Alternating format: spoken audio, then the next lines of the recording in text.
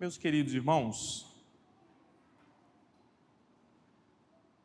vá abrindo a sua Bíblia na primeira epístola de Pedro, capítulo 1, versículo 3 ao 9, será a nossa meditação nessa noite, mas eu deixo aqui um aviso importante para a UPA, UMP e o PH, para permanecerem após o nosso culto, que a Thaís tem algumas instruções para nos dar, alguma palavra para nós a respeito do Dia das Mães. Então, UPA, UMP e o PH, terminando o culto, permaneçam aqui para nós recebermos essa orientação, tá joia? 1 de Pedro, capítulo 1, a partir do verso 3, eu faço essa leitura, os irmãos, por favor, acompanhem na sua Bíblia. Diz assim: Bendito o Deus e Pai de nosso Senhor Jesus Cristo, que segundo a sua muita misericórdia nos regenerou para uma viva esperança, mediante a ressurreição de Jesus Cristo dentre os mortos, para uma herança incorruptível, sem mácula, imarcessível, reservada nos céus para vós outros, que sois guardados pelo poder de Deus, mediante a fé, para a salvação preparada para revelar-se no último tempo. Nisso exultais, embora no presente, por breve tempo, se necessário, sejais contristados por várias provações, para que, uma vez confirmado o valor da vossa fé, muito mais preciosa do que o ouro perecível, mesmo apurado por fogo, redunde em louvor, glória e honra na revelação de Jesus Cristo, a quem, não havendo visto, amais, no qual, não vendo agora, mas crendo, exultais com grande alegria indizível e cheia de glória, obtendo o fim da vossa fé, a salvação da vossa alma. Queridos, nós estamos aqui lendo a introdução da primeira carta do apóstolo Pedro.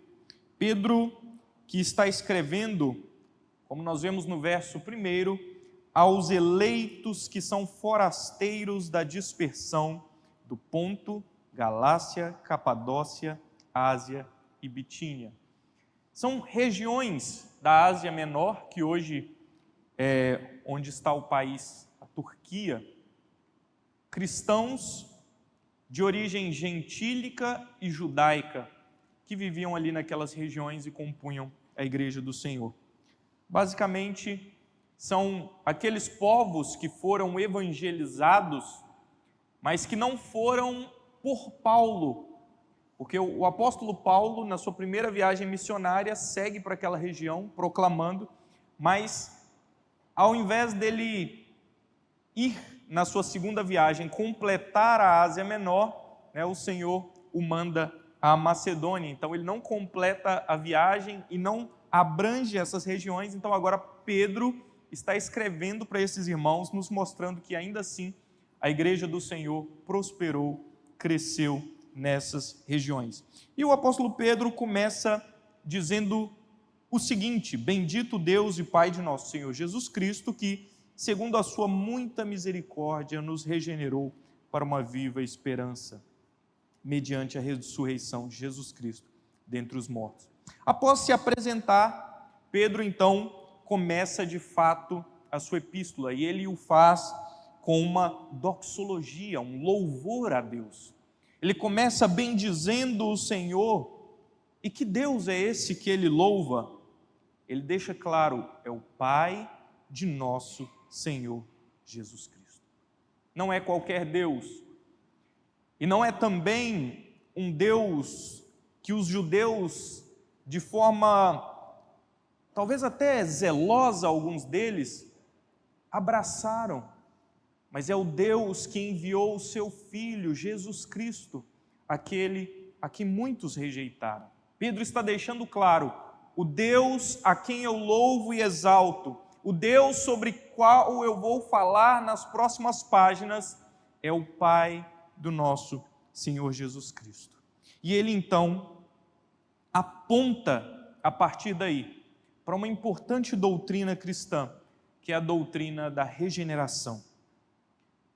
Ele diz: esse Deus, Pai do nosso Senhor Jesus Cristo, nos regenerou para uma viva esperança. Isso é muito importante porque a obra de Cristo, que Cristo fez por meio da sua vida, por meio da cruz, por meio da sua ressurreição, essa obra que é aplicada em nossos corações por meio do Espírito Santo, ela não se dá por um simples convencimento racional, ela não se dá por meio de argumentos lógicos, brilhantemente elaborados, e ela não é por nenhum processo humano, nem mesmo uma cirurgia que pode remover de nós o mal ou o pecado, ou que possa implantar algo externo a nós. A obra de Cristo aplicada pelo Espírito em nós se dá por meio de um novo nascimento. É algo que Deus faz no íntimo dos seus eleitos, dos seus filhos. É algo extremamente profundo, abrangente, intenso, que Deus opera nos nossos corações. O famoso pregador Jonathan Edwards, ele define a regeneração da seguinte forma: aquela grande mudança que é realizada no homem pelo supremo poder de Deus, em sua conversão do pecado para Deus, seu ser sendo transformado de um homem ímpio em um homem santo. É uma mudança completa, absoluta, radical, tanto na mente como nas nossas vontades. É Deus nos tirando do estado que Paulo, lá no capítulo 3 de Romanos, vai dizer que é um estado de morte, mortos em nossos delitos e pecados. E Deus, então, por meio do seu Espírito, nos traz de volta à vida, uma nova vida.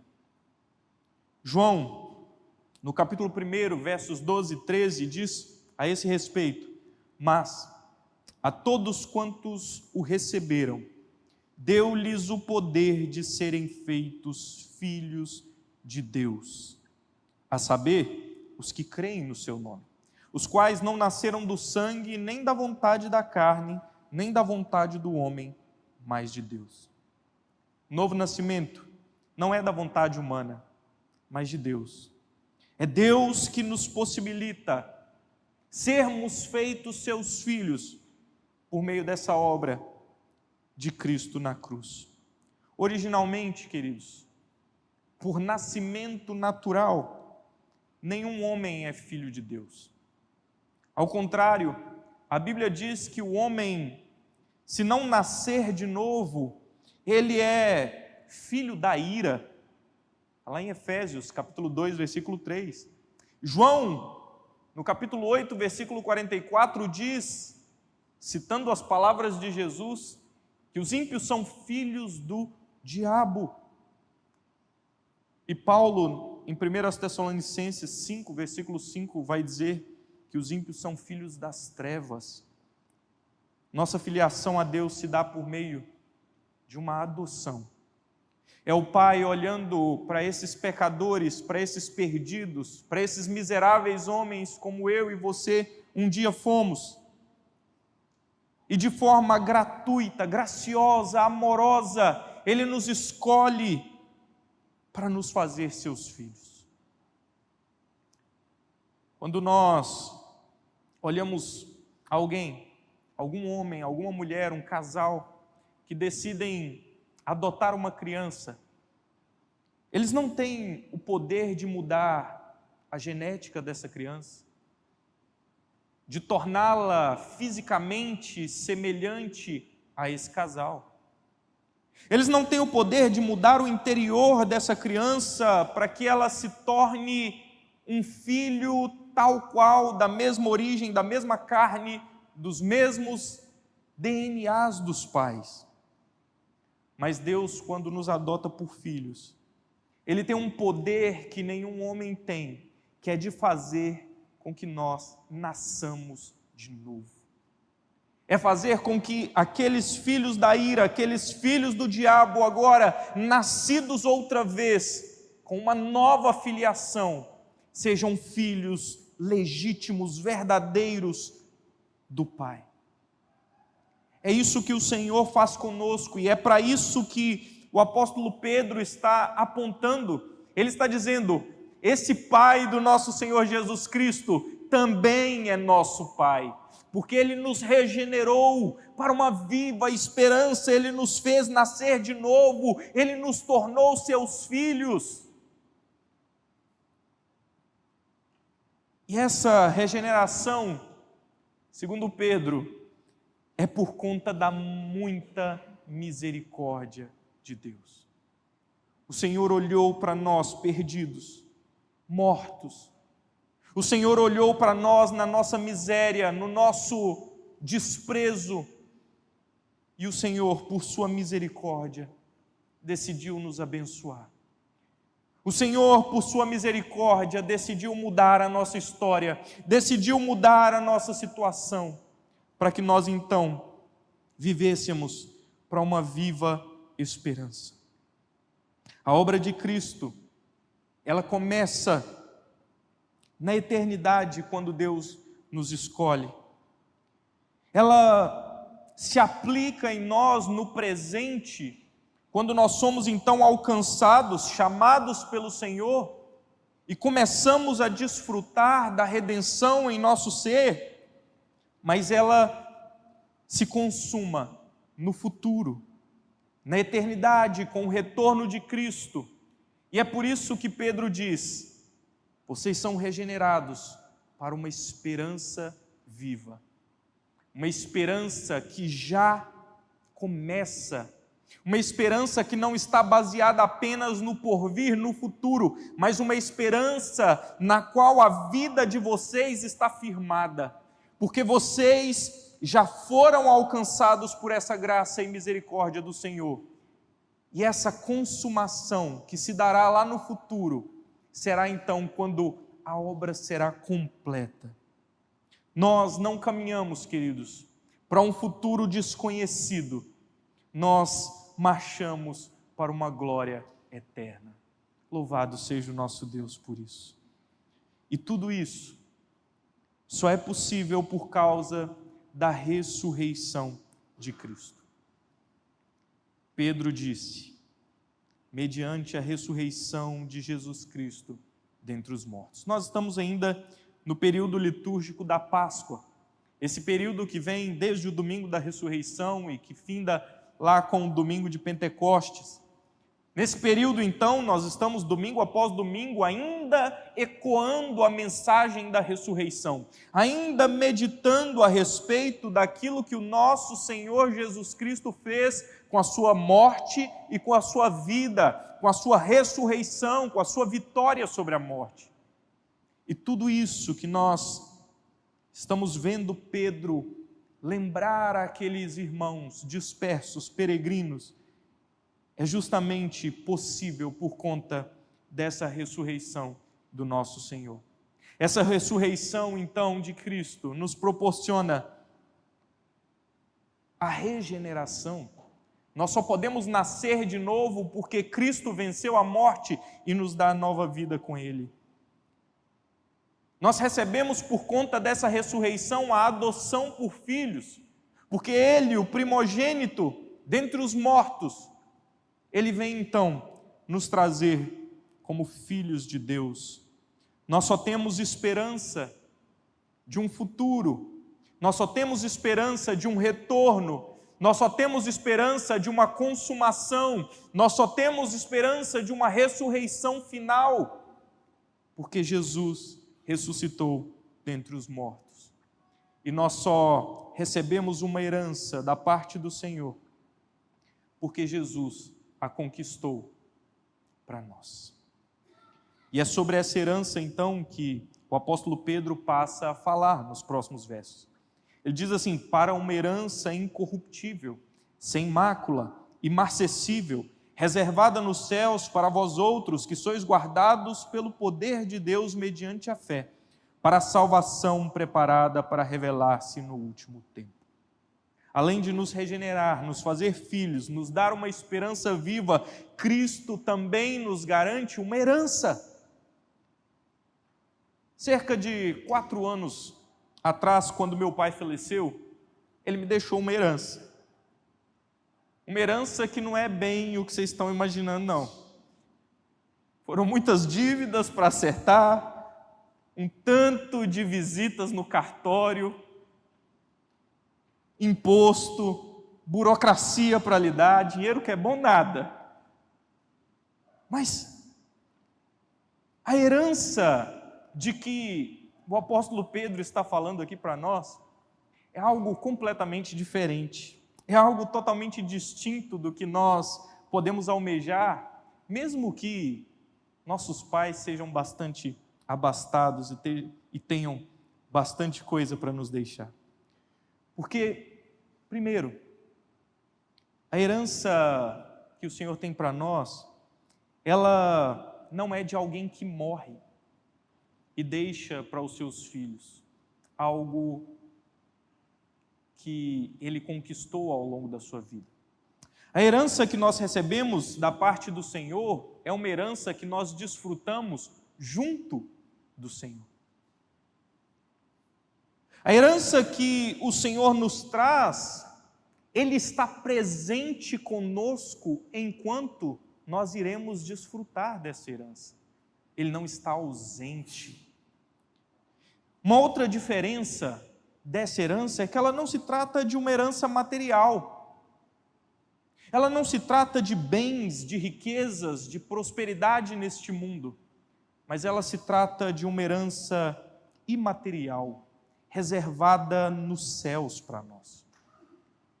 E aqui fica um alerta: Deus não nos promete riquezas e prosperidade financeira nesse mundo, como muitas igrejas por aí apregoam. O que Jesus nos promete é uma vida eterna ao lado dele e do Pai. Terceira diferença é que essa herança, ela é incorruptível, imaculada e imarcessível ou inalterável, imutável. A herança que o Senhor nos promete é uma herança que não pode ser tocada pelas ações mundanas do tempo, pela corrupção. A herança que o Senhor tem preparado para nós não vai ser apodrecida pela ação das bactérias, não vai ser corroída pela ferrugem, não vai mofar, não vai perder valor, não vai ser desvalorizada por conta da inflação, nada disso. A herança que o Senhor nos promete é incorruptível, imaculada e inalterável. Sabe que herança é essa? Essa herança é a nossa salvação em Cristo Jesus. Uma herança que ninguém pode nos dar, apenas o Pai. Mas uma herança também que ninguém pode nos tomar. Essa herança, ela será revelada para nós no último tempo, como o apóstolo Pedro diz aqui. Porém, nós já começamos a desfrutar dela aqui e agora. A nossa salvação, como eu disse, encontrará a sua consumação com a vinda do Senhor Jesus, mas nós já desfrutamos da justificação, o ato declaratório diante de Deus, dizendo: nenhuma condenação há mais para esses que estão em Cristo Jesus. Já desfrutamos da santificação, essa obra do Espírito nos nossos corações, dia após dia, nos purificando, nos livrando do pecado, do poder do pecado. Portanto, essa herança de que Pedro fala, imarcessível, imaculada, incomparável, incorruptível, o Pai já nos dá e já nos deixa usufruir dela aqui e agora. Bem, e como então nós podemos ter certeza, tanta certeza de que nós vamos alcançar definitivamente essa herança. Nós vamos chegar lá, que nós vamos desfrutar dessa boa herança. O apóstolo Pedro diz que nós somos guardados pelo poder de Deus. É o Pai quem nos guarda mediante a fé. E é justamente porque esse Pai nos guarda e guarda a porção da nossa herança, que nós temos segurança de que iremos alcançar. Certa vez perguntaram para o pastor Russell Shedd: o senhor acredita que um crente pode perder a sua salvação? E aí ele respondeu de uma forma muito inteligente, dizendo: olha, depende de quem deu a ele a salvação. Se ele, por seus méritos, pela sua força, conquistou para si a salvação, então ele pode perdê-la. Mas se ele foi salvo por meio da graça de Jesus, se ele foi salvo porque Deus o escolheu e o chamou dentre os pecadores da morte para a vida, então ele jamais poderá perder a sua salvação. E é justamente sobre isso que o apóstolo Pedro está dizendo: o Senhor nos guarda, o Senhor nos protege, o Senhor nos reveste, aquele que nos chamou da morte para a vida, aquele que nos regenerou para uma esperança viva, Ele mesmo monta guarda ao nosso redor para que a nossa salvação seja preservada, para que ninguém a tome de nós, para que nós, por nossos erros, por nossos vacilos, não a deixemos escapar por entre os dedos. O Senhor nos guarda. E Paulo, lá em Filipenses, no capítulo 1, versículo 6, diz o seguinte: eu estou plenamente certo de que aquele que começou boa obra em vós há de completá-la até o dia de Cristo Jesus. Aquele que começou a boa obra em nós, nos escolhendo antes mesmo da fundação do mundo. Aquele que operou e aplicou essa obra em nós, nos chamando no meio dos pecadores por meio da proclamação da palavra do Senhor, nos chamou ao arrependimento, nos regenerou, nos justificou por meio da sua palavra e agora nos santifica por meio do seu Espírito. Esse que começou essa boa obra há de completá-la até o dia de Cristo Jesus. Nós podemos ter segurança e certeza disso. Se você está firmado em Cristo Jesus, se você entregou sua vida a Ele, se você depositou a fé que lhe foi dada no Senhor, no sacrifício único, exclusivo, perfeito de Jesus Cristo, o Filho amado do Pai, se você caminha seguindo o caminho de Cristo e da palavra do Senhor, não há por que temer, porque o Senhor te guarda, o Senhor protege a sua vida, para que você não caia, não tropece. É só por conta dele, é só por conta dessa ação constante de Deus em nós, que nós podemos ter alguma segurança de vida eterna. Nós podemos ter certeza da nossa salvação e podemos confiar que ninguém a tomará de nós. As ovelhas que o Pai deu a Cristo, Ele guarda com muito bom zelo, com muito carinho, com muito amor. Pedro, então, depois de nos mostrar essas verdades tão maravilhosas, de lembrar isso que certamente aqueles irmãos já haviam ouvido na pregação do Evangelho ao coração deles, agora ele começa a tocar num ponto mais delicado.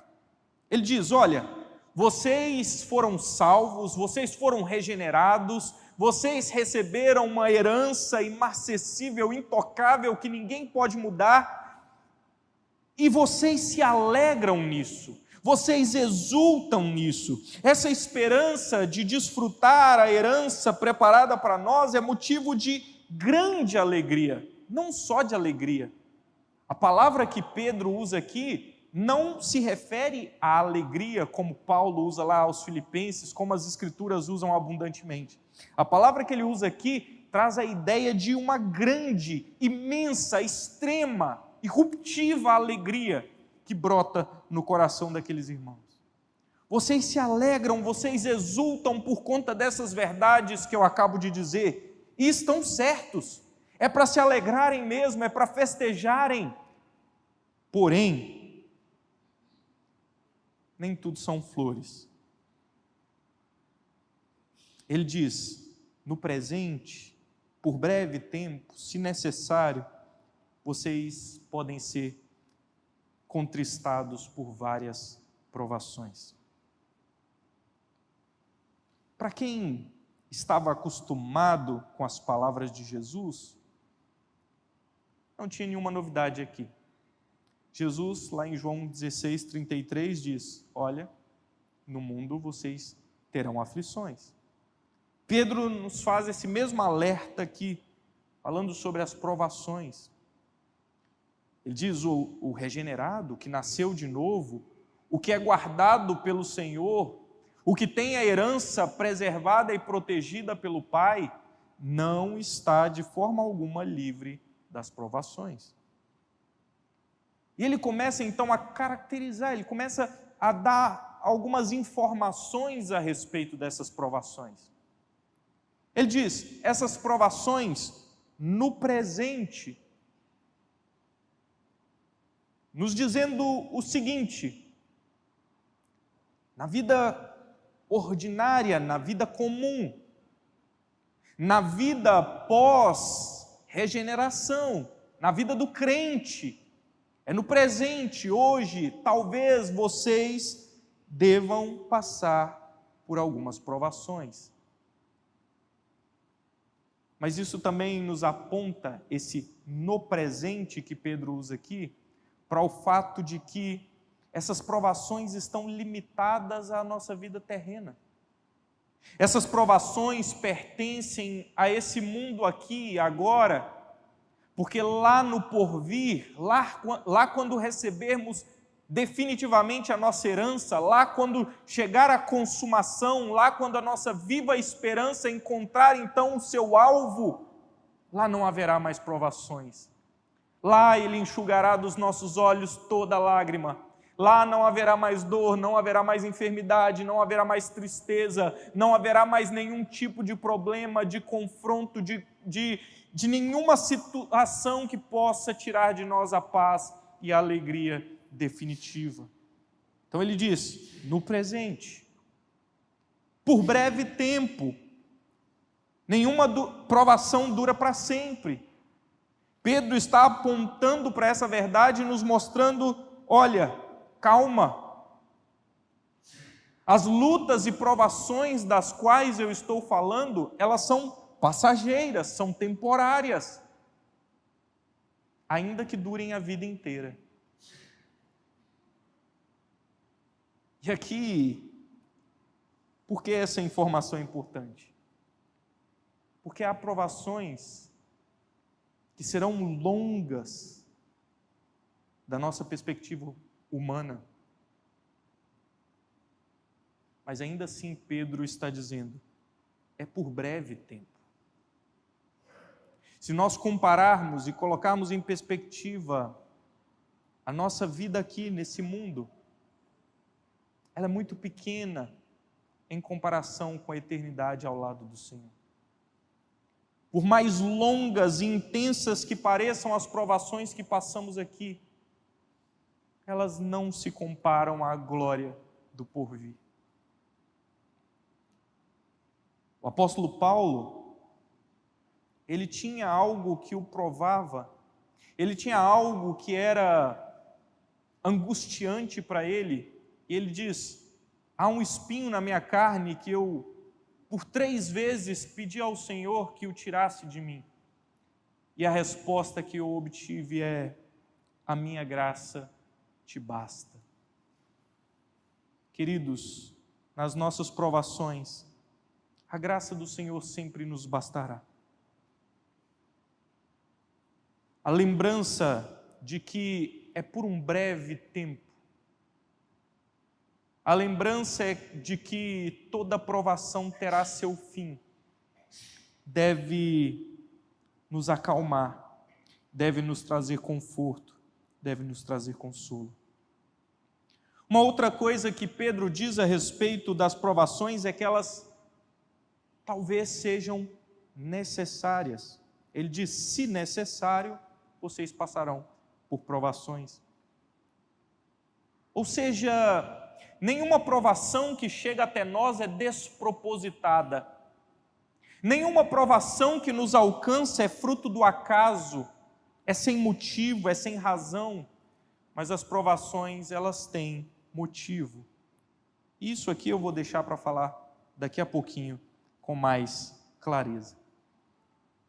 Pedro diz que nós seremos contristados por várias provações. As provações, sim, são dolorosas e muitas vezes porão à prova a nossa capacidade de nos alegrarmos e de nos exultarmos com o Senhor.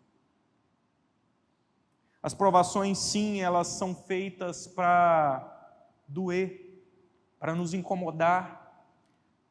As provações são desconfortáveis, elas não são para nos agradar e para nos fazer exultantes. Paulo, em Filipenses, capítulo 4, ele diz que teve que aprender a lidar com as muitas dificuldades da sua vida. E que num momento, depois de muito passar por lutas e provações, ele então era capaz de dizer que tudo pode naquele que o fortalece.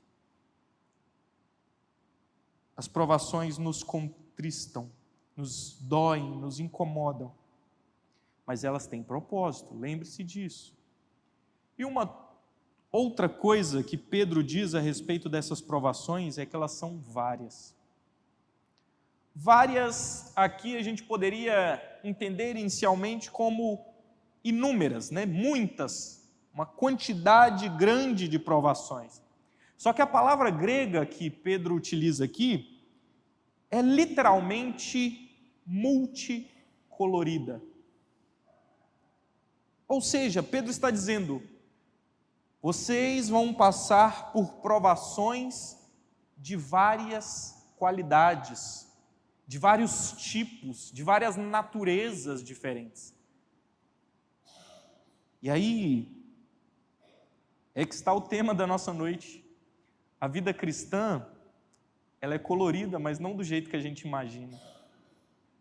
A vida cristã é colorida, mas não como nós pensamos, Um paraíso de unicórnio, como a gente vê as festinhas infantis aí, tudo colorido, cheio de arco-íris.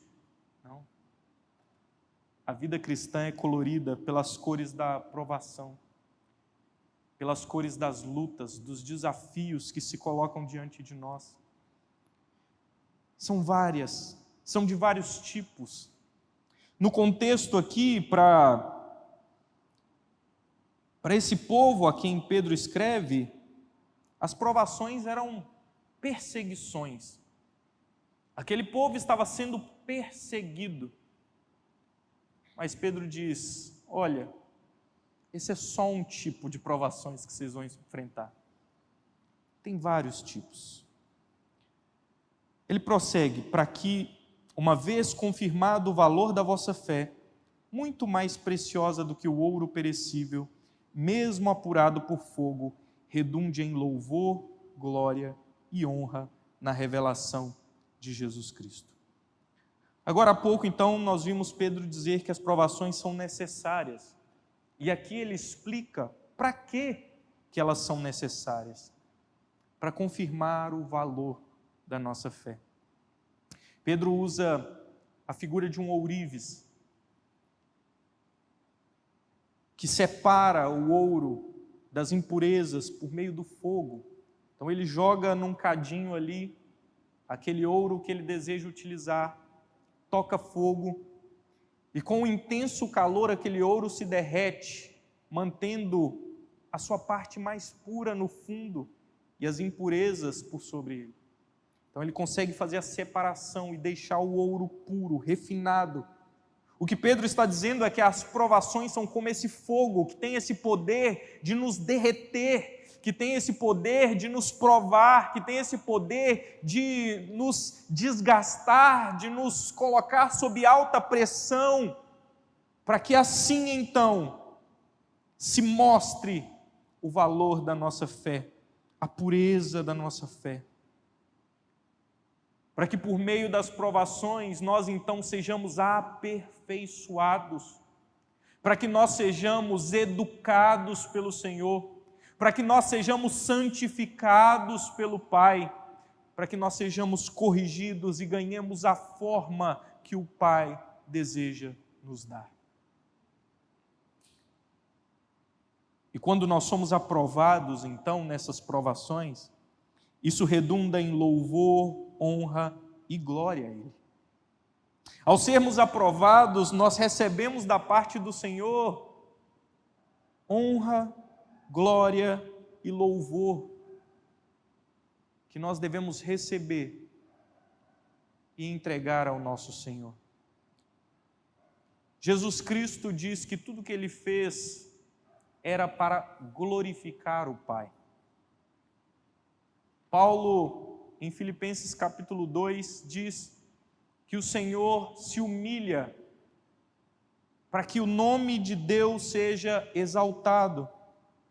E as nossas provações, as nossas lutas, redundam em glória, honra e louvor que deve ser dado a Deus. Quando nós somos provados e aprovados pelo Senhor, Deus recebe glória e louvor da nossa parte. É como aquilo que uma vez disse em seus escritos João Calvino. Ele disse o seguinte: tudo que você vê de bom em mim é Cristo, e tudo de mal sou eu mesmo. Quando nós somos provados e somos aprovados na provação, nossos dedos se apontam para Jesus e dizem: foi Ele que me deu condições de passar e de ser aprovado. Foi a graça do Senhor que abundou sobre mim, que me bastou para que eu fosse aprovado nessa provação. E o nome do Senhor então é exaltado. Mas além disso, há algo que Deus há de compartilhar conosco. Pedro está dizendo aqui que isso redundará em glória, honra e louvor na revelação de Cristo Jesus. Quando Jesus voltar, a palavra do Senhor nos diz que no dia em que Jesus voltar, Ele olhará para nós e dirá: servo bom e fiel, entra no gozo do teu Pai. Ouvir as palavras de Jesus para nós naquele dia, dizendo: servo bom e fiel, será para nós motivo da nossa mais exultosa alegria. Será a maior honra que nós poderemos ter neste mundo. Pedro então prossegue dizendo: a quem, não havendo visto, há mais, no qual, não vendo agora, mas crendo, exultais com alegria indizível e cheia de glória, obtendo o fim da vossa fé, a salvação da vossa alma. Pedro, então, escrevendo àqueles forasteiros da dispersão, homens e mulheres que não conheceram Jesus pessoalmente, muitos gentios, que nunca tinham tido contato com as profecias a respeito de Jesus, mas que um dia, não havendo visto, amaram o Senhor Jesus. E que ainda naquele momento não tiveram o privilégio de vê-lo, porque ele não voltou ainda, mas ainda assim creram nele. Gente como a gente, que pela fé creu no Senhor Jesus e o amou, mesmo sem tê-lo visto. gente que foi alcançado por essa graça do Senhor que nos conduz ao fim da nossa fé, à salvação das nossas almas. Pedro está escrevendo, então, não apenas para aqueles homens e mulheres ali da Ásia Menor, mas Pedro está escrevendo a nós, os bem-aventurados, como disse Jesus, que creram, mas não precisaram ver. Nós que pela fé, que uma vez nos foi dada, olhamos para Jesus e podemos dizer: Ele é o Rei dos Reis, Ele é o Senhor dos Senhores, a minha vida é dele para todo sempre. Bem, essa carta que Pedro escreveu tinha um intuito, tinha um propósito, que era encorajar aqueles irmãos diante das suas perseguições. Essa era a provação que eles estavam passando e a provação que viria sobre eles ainda por algum tempo. Perseguição por conta da sua fé em Cristo Jesus. Muitos foram mortos, muitos foram deserdados pelas suas famílias. E é por isso que Pedro faz questão em dizer dessa herança que estava preparada para eles pelo Senhor e que era guardada pelo Senhor. Muitos desses irmãos estavam sofrendo. Hoje pela manhã nós vimos a história de Tiago, que foi morto por conta da sua fé, de Pedro, que naquele momento foi liberto pelo anjo do Senhor, mas que anos depois encontrou o mesmo destino, morrendo pela mão dos seus inimigos. Esta era a provação que eles passavam, mas Pedro dizia para aqueles irmãos: olha, as provações são várias, de vários estilos, de vários modos. Nós, talvez hoje vivamos um tempo de paz, sem muitas perseguições à nossa fé, pelo menos não de forma muito clara, explícita. Essa semana mesmo, um conselho lá do Ministério da Justiça emitiu uma nota, uma resolução, que sugere para que os presídios proíbam atos evangelísticos, com a desculpa de garantir a liberdade religiosa dos presos. Então eles estavam sugerindo que fosse proibido a pregação do Evangelho para os demais. Basicamente o que eles dizem é o seguinte: os crentes podem ter um culto de crentes, os católicos podem ter uma missa católica, os umbandistas podem ter seu momento de culto, mas não pode haver pregação do Evangelho entre esses grupos. Uma sugestão lá de um conselho de um ministério do governo. Esses dias eu estava lá em São Paulo, no Mackenzie, fazendo um módulo do mestrado, e a ABU estava reunida na praça, lá no bosque, fazendo o seu culto, e naquele momento, duas moças se assentaram num banco bem em frente ao lugar onde estava havendo a reunião da ABU e começaram a se agarrar de um jeito que eu acho que eu nunca fiz com a Andy um negócio daquele. No meio de todo mundo ali, na frente, com uma clara intenção e com uma clara mensagem sendo passada, dentro de uma universidade presbiteriana. Sabe o que é isso, irmãos? São provações, são perseguições, são ataques à nossa fé. Mas talvez você pense: na minha vida isso ainda não é realidade. Bem, essa semana nós tivemos aqui um velório, onde nós velamos o pai do Flávio. O luto, a morte, a dor da perda é uma dessas cores de provação na nossa vida. As enfermidades, nós temos orado por irmãos enfermos na nossa igreja, que estão lutando pela vida, que estão lutando com a força do seu corpo provações, cores. Nós temos pais orando pela conversão dos seus filhos. Nós temos esposas orando pelos maridos, maridos orando pelas esposas. Nós temos problemas financeiros que se abatem sobre nós. As nossas provações são multicoloridas. Elas se revelam, elas se manifestam de várias formas. Isso faz parte da nossa vida cristã. Contudo, o que Pedro está nos ensinando aqui é que ao passarmos por essas provações, nós não podemos nos esquecer de que o Pai nos regenerou para uma esperança viva e nos deu uma herança intocável, imarcessível, imutável. E que Ele nos guarda e nos protege no meio dessas provações, e que nós vamos alcançar o fim da nossa fé, que é a salvação das nossas almas. As provações virão nos purificar, mas o fim da história é que nós seremos purificados. As provações virão para nos provar, mas a boa notícia é que nós seremos, pela graça de Deus, aprovados.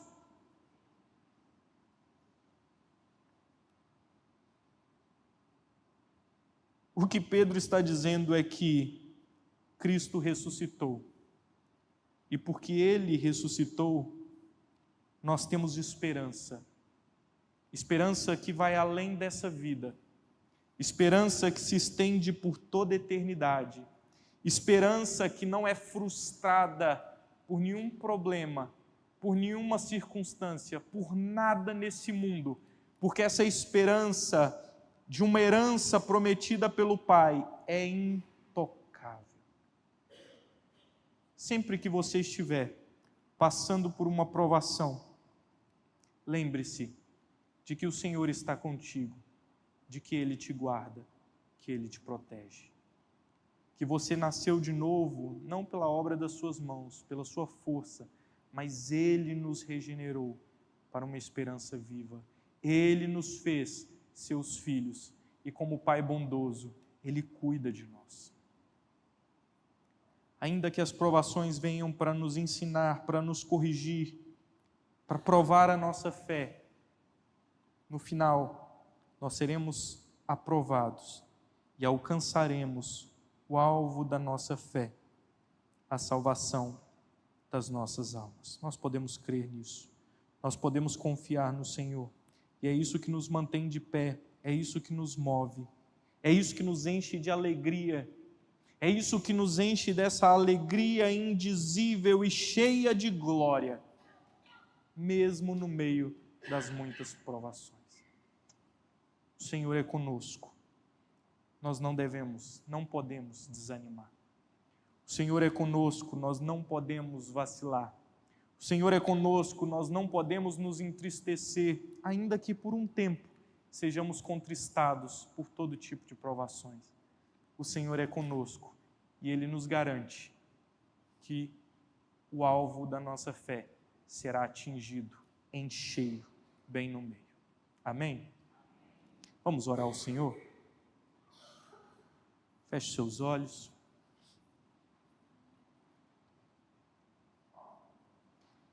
Pai Santo, nós louvamos o Teu nome e Te bendizemos. Te louvamos porque o Senhor, que é Pai do nosso Senhor Jesus Cristo, se fez também nosso Pai. Nos adotou por filhos e nos fez nascer de novo, para que pudéssemos desfrutar dessa gloriosa, imarcessível, imutável, intocável herança que o Senhor preparou para nós. Te louvamos e te agradecemos porque o Senhor nos permite desfrutar ainda agora já desta herança, que um dia se consumará com a vinda absoluta, definitiva, gloriosa do Senhor Jesus Cristo. Até lá, Pai, nós almejamos com grande desejo no coração mas também com muitas tribulações, com muitas provações. E é por isso que nesse momento nós pedimos, Senhor, dá-nos graça para suportar as muitas, diversas, diversificadas, coloridas provações que o Senhor há de permitir sobre nós. Ó Deus, não nos deixe que ela nos abale. Não deixe, não permita, ó Deus, que as provações tirem de nós a alegria, a exultação indizível, mas que nós possamos, Senhor, aprender, que nós possamos, Senhor, nos mudar, corrigir aquilo que precisa ser corrigido, que o Senhor possa, por meio dessas provações, nos purificar, de modo que nos tornemos cada vez mais parecidos com aquilo que o Senhor deseja de nós. Senhor, é assim que nós choramos, pedindo ao Senhor para nos fortalecer, para nos ajudar, para ser conosco uma vez mais e para nos dar essa lembrança constante, essa memória viva de que o Senhor está conosco, de que aquele que começou em nós a boa obra há de completá-la até o dia de Cristo Jesus. É assim que nós choramos, Pai, no nome de Jesus, nosso Redentor, aquele que fez tudo isso por nós. Amém. Queridos irmãos, nesse momento que o grande amor de nosso Deus Pai, que a graça redentora de Jesus Cristo, que nos basta, nos é suficiente, e que as ternas consolações do Espírito Santo de Deus sejam com todo o povo do Senhor, hoje e sempre.